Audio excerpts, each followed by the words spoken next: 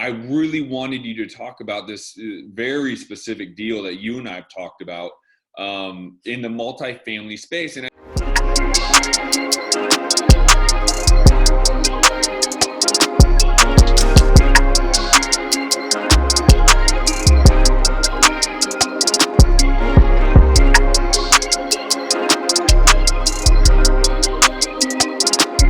Yo, what is up, everybody? What is up? Welcome back to the Science of Flipping podcast. I am your host, Justin Colby. And if you're actually watching this on video, you see I do have another special guest here, Mr. Jim Huntzicker. But before I introduce him, this is all about systems, tools, strategies, networking, people to help you grow your business. That is what this podcast is about. So I'm going to talk a lot about strategies, systems, tools, but also what this episode is about is your network, the value of your network. Mr. Jim Huntzicker is a expert investor. Has been around as long as I've been around, 10 plus years. And so I brought him on specifically to talk about deal specific networking and keep staying in the deal. And he has some, awesome stuff. We've known each other now for a long time. Jim, why don't you do yourself some justice here and tell the people a little bit about yourself? I mean, we've done so much together that it's great that you found time. I just want to thank you to find time to be on this podcast here. Hey man, thanks for having me on. It's great. It's been great to catch up with you prior to this call. Okay. So, I've been around. Yes, I've been in real estate since 2005, and I started out as an agent, started working out with investors, realized, crap, they're making a lot more money than I am. I started investing in 2007, which felt like a crappy time because that's when the market crashed, but it actually was a really good thing because my best year in the business was 2010, right before my kids were born. I kind of calmed down a little bit, but, I've been involved in 500 transactions. My primary business for years was using the MLS to get deals to flip. And I was a rehabber. So I rehab most of my deals. My average rehab over the years was about 80 grand. They weren't small rehabs ever. I mean, I've done rehabs as much as 440,000 on a rehab. That ended up, maybe I should have done a new construction. That's another story, but yeah. It did work out. There was a small profit in that one. But I've done some teaching for national companies. I've been around. In fact, that's where we met originally, I think, isn't it? It was. Yeah, a long time ago. Yeah. So I've been around the block in real estate. Now I'm doing multifamily is my primary focus. I kind of hung up my rehab business last year for single family because I'm in suburban Chicago. It's just not the right time for that, to do it. Wholesaling, I get some deals brought to me, and the wholesaling is a little bit that I'll do, but I'm not really looking for deals there. The only deals I'm looking for right now are multifamily, and I'm looking for them all over the country right now, which is part of what we're going to talk about today.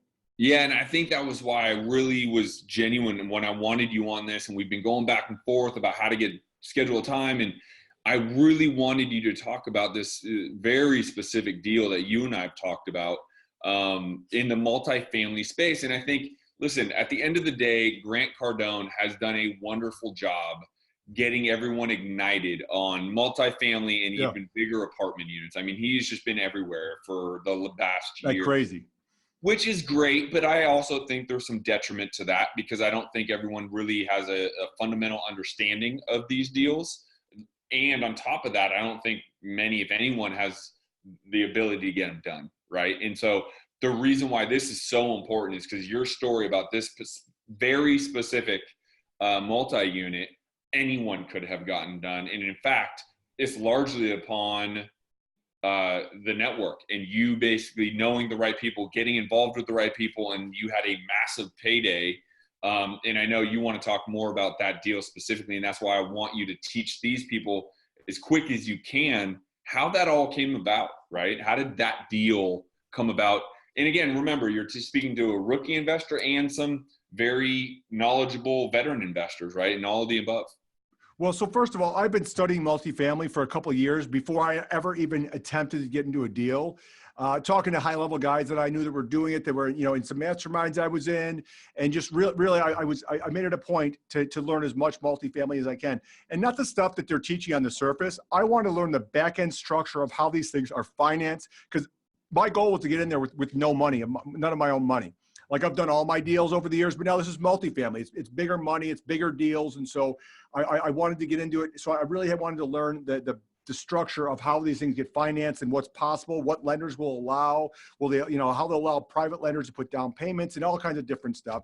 And then more importantly, like the non-recourse loans in the back end, where you can get out of these things. Like they're literally cash out refis at the end on 80% based on the current rents. It's awesome. So once I learned all that stuff, I felt comfortable. Like, all right, now I'm going to start to get into it. So I started letting people know that I was doing some multifamily or ready to. And the first mastermind I went to, I'm kind of an introvert and I'm kind of a loner a little bit. And so I usually eat lunch alone, oddly enough, because I do like to talk, but somebody came and sat at my table, and everybody from the mastermind came to the Whole Foods. They sat all around me, sat at the table, everybody's talking. It was great. And well, the person that sat at my table had a ridiculous deal they told me about. I'm like, if those numbers are accurate, I'm like, that is a really good deal. I'm like, you should go lock that up as soon as you get home on Monday. Walk to the guy's office with a contract, put it down and make him sign it if he's willing to sign it. Because you're telling me he is, so just go with a contract. And she was like, well, I've never done that. I'm like, look, do you want to buy a deal? Do you want to get into real estate or not? Take that. What's the worst going to happen? He's going to say no. And then you're right where you're at right now. Or he says yes, and we have a deal. Well, he said yes. So her and her partner had no idea how to get in this deal, but that's how I met. They were just straight networking and mastermind, talking about it. That's it. That's how I got in this deal. So let me stop there for 1 second. Cause people know me and they know I run 3 different masterminds with my partners, Sean and Kent. And you and I literally have been a part of masterminds since the day I met you, right? Like 2010. Yeah, and it for sure. Still today is a way that, I guess what I really want to impress people is not necessarily just the mastermind, the meetup groups, the RIA meetings, the masterminds. There are so many ways to connect that can bring a opportunity like Jim is talking about now. If you're not using networking as part of your 7 fundamental marketing strategies in a massive way, then you just simply aren't doing enough in your business. And I just really wanted to press upon that, because Jim didn't go out there and spend a bunch of money marketing. He's a part of a mastermind. The guys are talking. Understand the value of networking and simply talking about what you're doing, the deals you're looking at, the buyers you're needing for something, whatever it is, talk about it. Because you might be sitting next to Jim and Jim says, let's do this, right? So keep going. Sorry, I just wanted to make that. Well, no, right. You're so correct. I mean, going to masterminds, I've never stopped. I pay big money, to go to them because I want to be with the right people. I want to be surrounded by the right people, and I like meeting new people. And I'm not a good networker by nature. Like a lot of people say, well, you're either nervous because you don't know or whatever. And so, like, I was sitting at that table alone. Like, that's a terrible way to network, right? But that's kind of how I am. But people came, but I'm willing to talk. It's not like I don't talk to people. And so, they came to the table, whatever. But going to all these groups and, meetups and whatever is so unbelievably powerful. I've done so many deals over the years, just meeting and talking to people at these, and you learn so much more. You learn stuff, stuff that you had never learned before. I mean, it's so powerful talking to people at these masterminds. I've been doing them, since 2010, and I'm in, every year I'm in multiple. It just depends on how many I can decide I'm going to go to that year. And a lot of them seem to have 4 meetings now, and so that's a little much. I got a couple of kids, and so I make about 2 or 3 of those. But anyway, so this deal, the one that we brought to the table. I'm gonna go over the numbers of it because it was ridiculous. It's a 7-figure profit on something I sold for $2.3 million. So it's not 7-figure profit. Yes, yeah, it's literally $1,060,000. $1,060,000 was the profit on this thing. Now, when we bought it, we thought it was gonna be a 3-month flip. We actually had it sold before we even closed on it.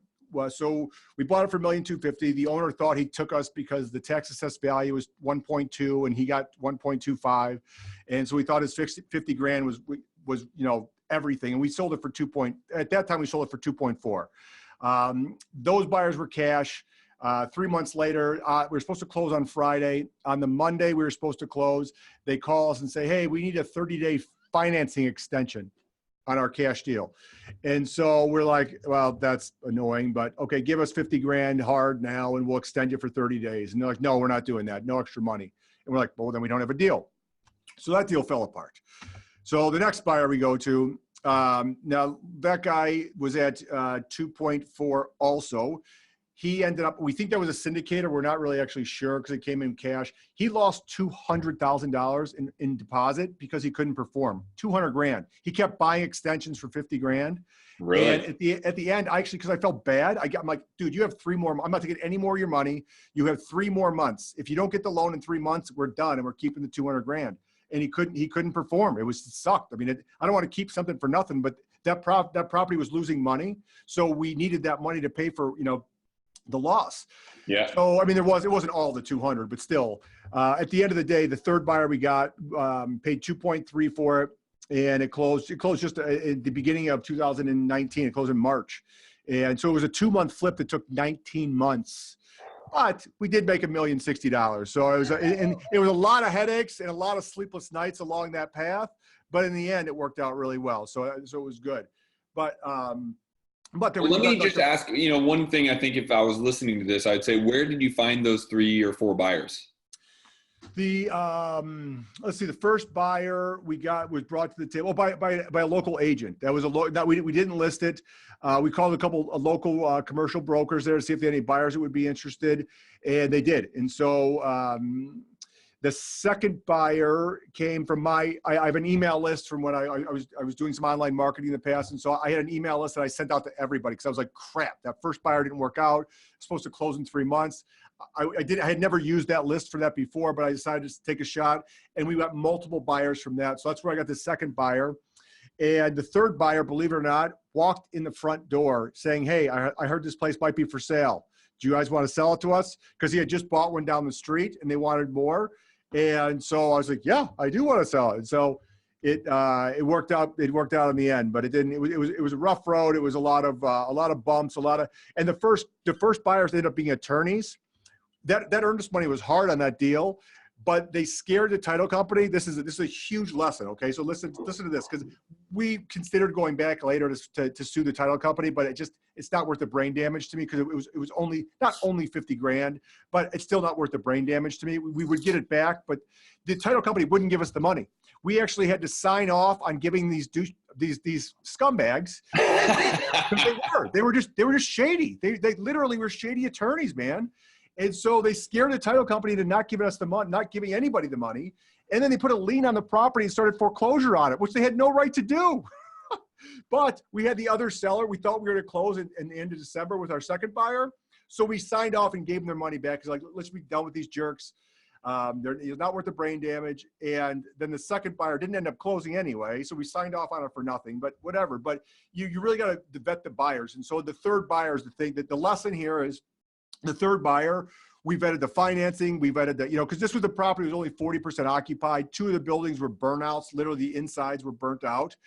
You couldn't tell anything from the outside was wrong, but the insides were burnt out. And so it's hard to get loans on stuff like that. And so we really had to vet the buyers financing strongly if they weren't going to be cash. And so we talked to the lenders that they showed us some stuff they had done on similar projects like this that were even in worse condition than the one we had. So that's the buyer we went with. We actually had one of the biggest apartment buyers in the country as another buyer at that time. That was actually offering 2.4. So we would have made another $100,000 on that. However, this guy is so big, and this was a 91 unit. And I know this guy likes to buy 125 plus units.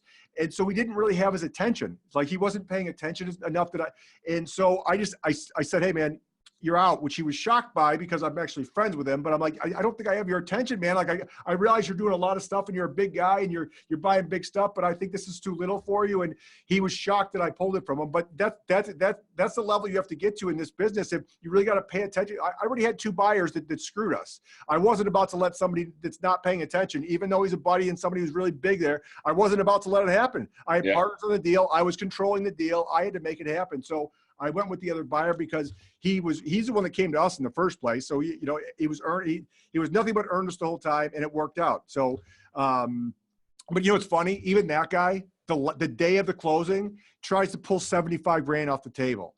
I mean, it was like, so that's the stuff. I'm not trying to scare anybody with multifamily, but these are deals for very, very big boys. Like you're going to get in trouble if you don't know what you're doing. You've got to really, really research, because this is buyer beware. This is feast or famine, and this is business. There's no protection in the commercial world like there is in the residential world. There's a little bit of protection. In the commercial world, there's no protection for you. If you get screwed, it's because you didn't know what you were doing, and then too bad.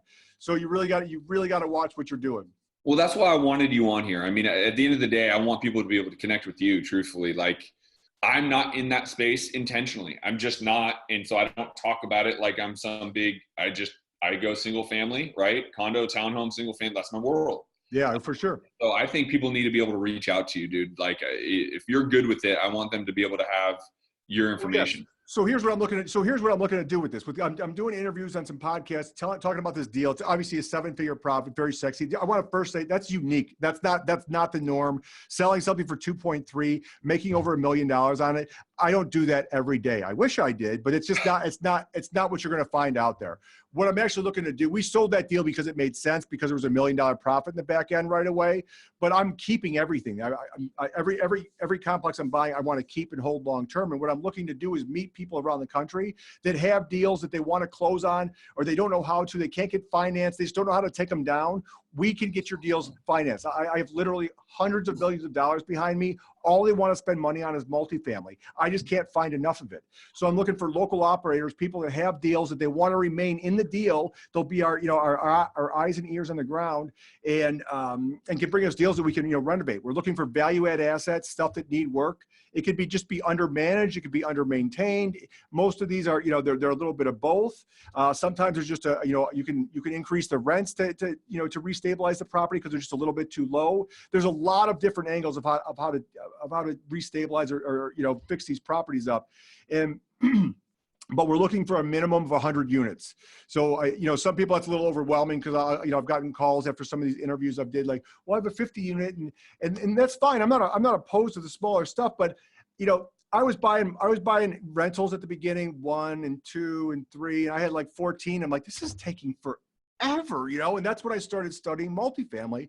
And so once I got into multifamily, buying a 10 unit is no more work for me than buying a 100 unit, to be perfectly honest. And so at 100 unit, you can have the management is a lot easier. You can have on-site management that work for you, because the rent roll can pay for it. There's a lot of advantages to 100 unit buildings and 100 unit complexes. And so, I have complexes that are on 10 acres. I have complexes that are on 2 acres, with 15 buildings. And so they're all different all over the country. There's nowhere that I wouldn't buy one, as long as all the numbers work. That's it. There's got to be people willing to rent in the market, and the rent rate's got to work. As long as the numbers work, I'll buy it wherever. Except where I live in Cook County, because Cook County's a nightmare. So if you're in Chicago, where I'm at, and you're in Cook County, I don't want to buy anything here. So how do they get a hold of you? What's the best way to get a hold of you? All right, I'm going to give you my email and my phone number. My email is jim@jimhuntzicker.com. It's JIM@JIMHUNTZICKER.com. And if you have a deal right now you want to talk about, you're like, you don't know what to do. You're like, holy crap, I've been waiting for this. I need to talk to somebody. I can't get it financed. I want to stay in the deal. Call me. My phone number is 847-772-5302. Now, I have lots of friends. I don't need any more. Don't call me to say hi. If you have a deal, I want to talk to you about it. I love that. Fair enough. That is fair enough. Well, and I really appreciate this. Guys, like I told you, I'm a single family home, residential. That's me. I will help you. If you have something that you're looking at, and again, I started this episode off by talking about, Grant Cardone has done a great job making this a national topic for real estate and wealth. But guys, to Jim's point, if you don't actually know what you're doing, you might lose the deal, which is the best case scenario. You just don't make the money. Right. The other is you start to actually lose money, because you start to invest in the deal, and then you lose it, and now you're out money. And so protect yourself. I vouch for Jim. Jim is a true blue, honest Chicagoan, if that's even a freaking word. It is. Yeah, I'm Chicagoan. That's what I'm in. Yeah. So again, reach out to him. This is personal information. I didn't ask him to go personal. He went there. If you have a deal only, get a hold of them. And I, dude, again, I really appreciate it. This is what I'm doing. All my focus right now is multifamily. It's what I'm doing. It's what I'm looking for. I can't buy enough of it. I could buy 10 in the next 10 days, literally. Like the money is behind me to just buy as much as I possibly can. I love it, dude. Well, I appreciate it, man. Thanks for your time, man. Thanks for having me on. Yeah, it's my pleasure. All right. That is it, man. Another great opportunity for you guys to grow your business. So that's it for this episode. We will see you guys the next episode. Peace.